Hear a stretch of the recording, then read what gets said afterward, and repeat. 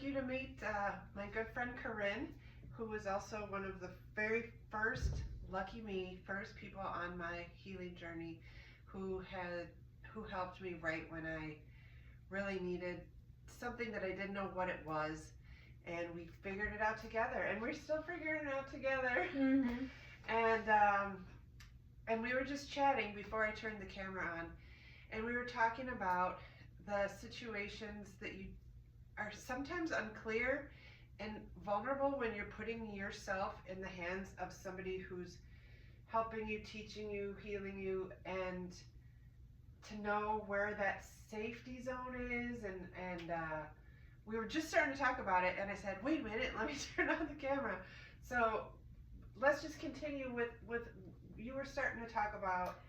Yeah. I was starting to talk about what I feel like I brought to the table. I've been doing this for 23 years, and I feel like when I first started to understand what I was actually bringing, that was a gift to me, was this idea of unconditional love, non-judgmental, really appreciating the differences between all of us, what you bring to the table, what you want, and being able to listen to you and echo that.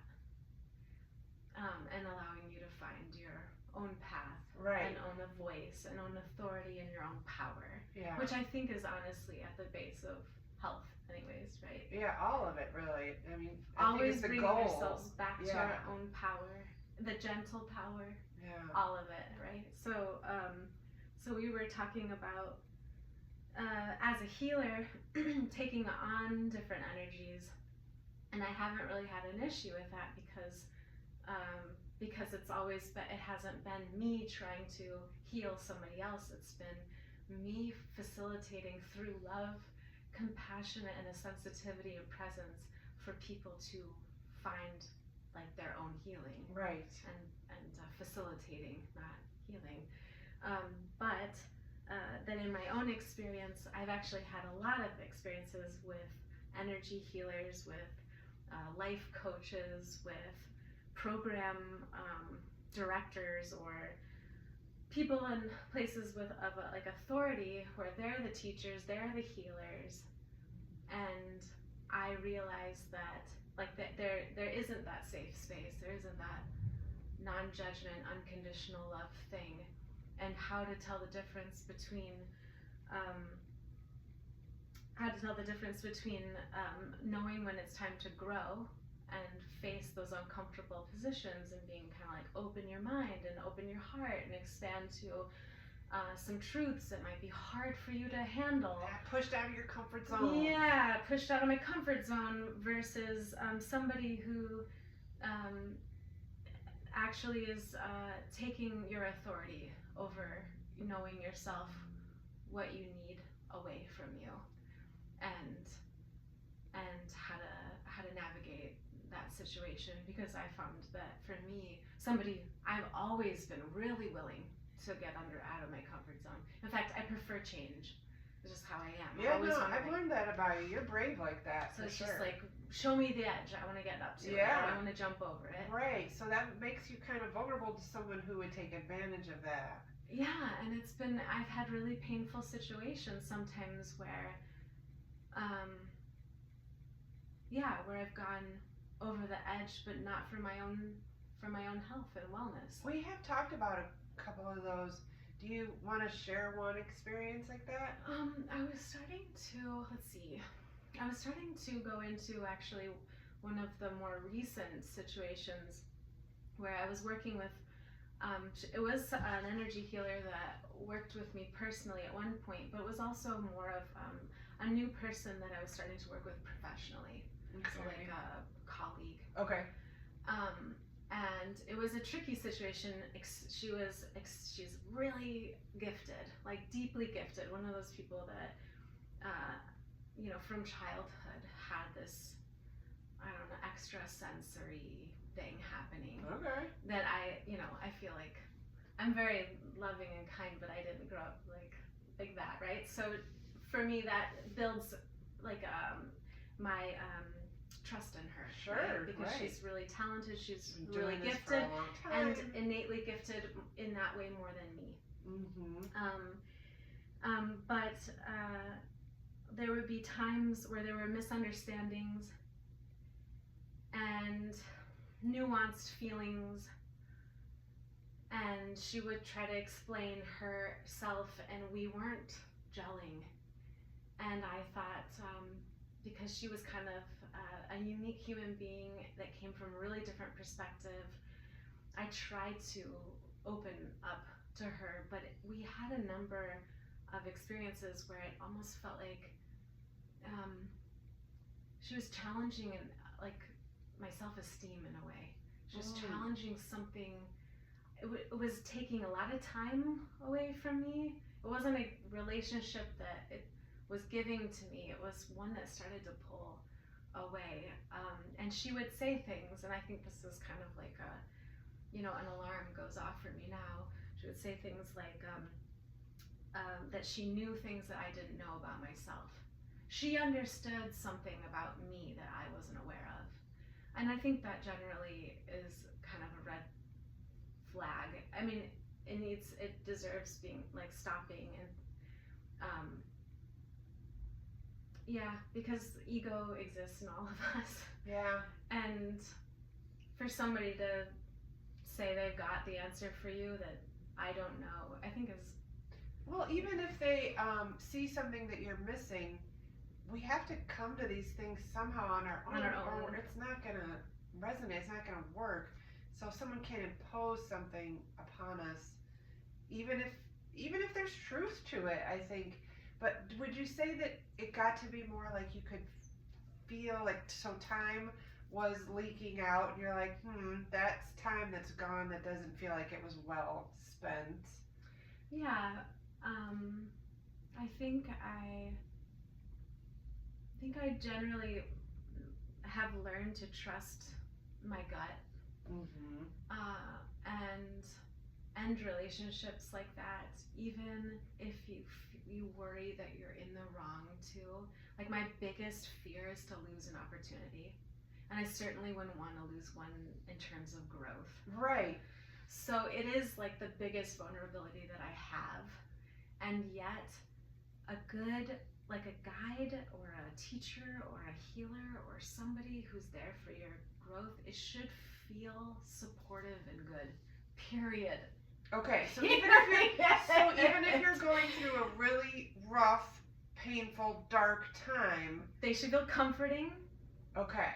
And they should feel like they're listening to you, and you should feel like the one that knows yourself the best, and they should be asking you a lot of questions that allow, like really great questions that allow you to say things you've never heard yourself say before. But if somebody makes you feel uncomfortable, you're curious if maybe you just need to grow and change and face that discomfort, you need to be able to come to them and say, that didn't feel good. And you need to be able to hear a response that is self-aware from your healer person, not a defense mechanism. If you get a defense mechanism in return, leave that person. Okay. You know what I mean? Okay. Because they should be able, they're in a relationship with you, they should be able to stop and self-reflect. Yeah. It shouldn't be like, yeah, well, your defense, it shouldn't be some kind of gaslighting. No, yeah. You know, but it's surprising, because I feel like there's a saying that every healer is a wounded healer, right? So and not besides just being human beings. Yeah.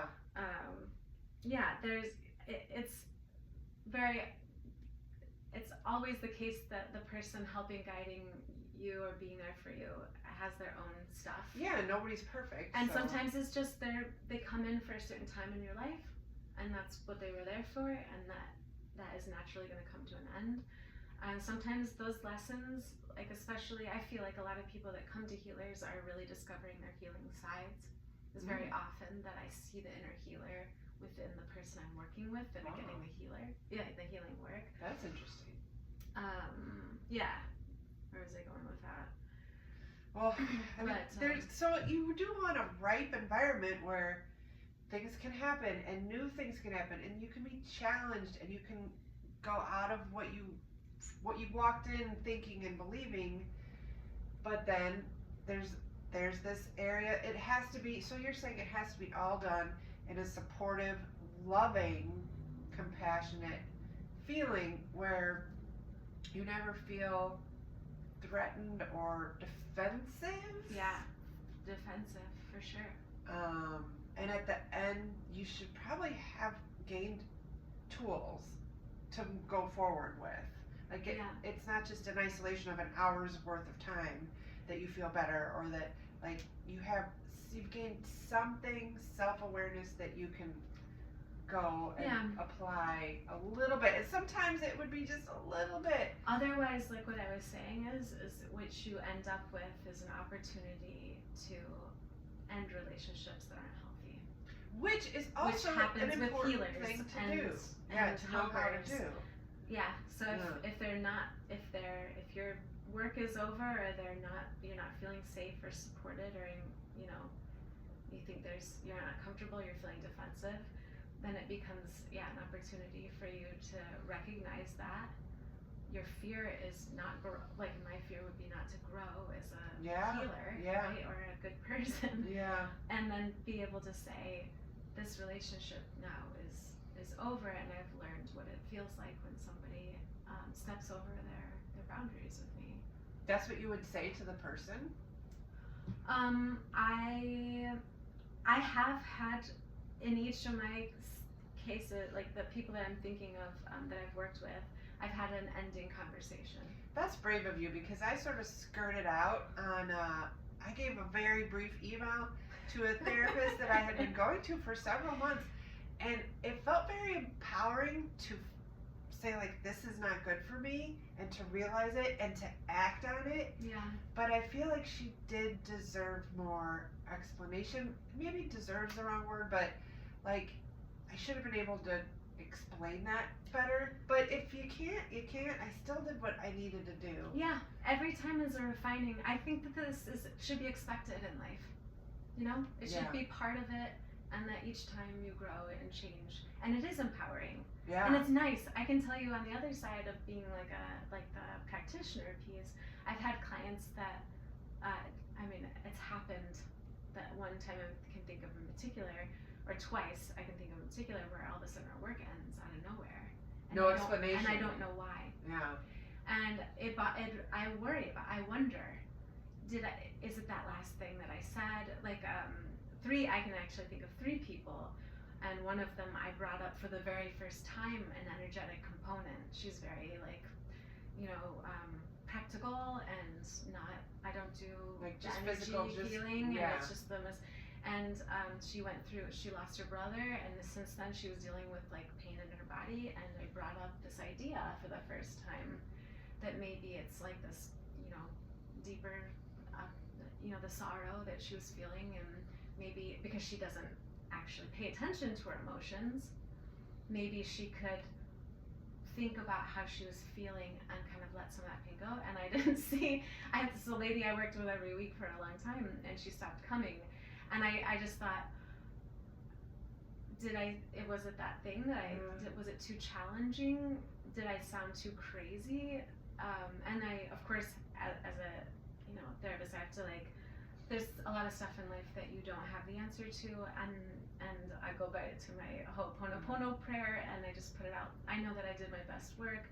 I know I can always improve, but my heart was in the right place. And I'd hope personally that the people that I work with, if it was too much or too sensitive, or they felt like that was just not true for them, that I've created a space for them where they can tell me that, and then I'd have the opportunity to respond to that with love and apologize, or whatever it was that was necessary to say, I hear that, and I respect that, and I appreciate that, and I'm so grateful that you told me about that. I can relate to her, because I also was like a emotion stuffer, downer, and I had a lot of old stuff that when I came to you, I had so many guards around, and I remember you saying, like, I don't know, you just have all these guards up, and it wasn't that I didn't trust you, or I didn't know how to dismantle them. Like Right. they were so rigidly in place to protect me, and so, and Yeah. it could put someone in a position where they're just kind of like, Ma, I can't do this right now. I Yeah. can't do this right now. Yeah. Yeah. Yeah. There's a number of ways that comes to the table. Sometimes you say the exact right thing, and sometimes as a therapist, and sometimes like you say the exact wrong thing, and you can be guided to do either. Or you can kind of just generally miss the mark, you know?